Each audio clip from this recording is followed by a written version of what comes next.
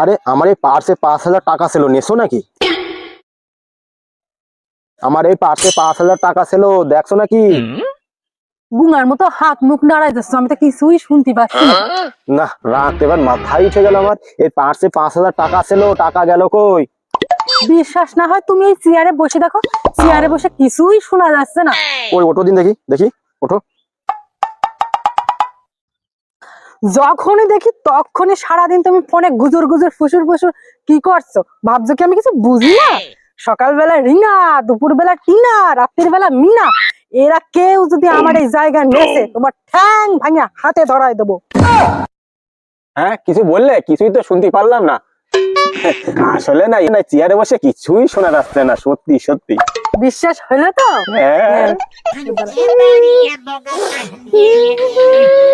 Siempre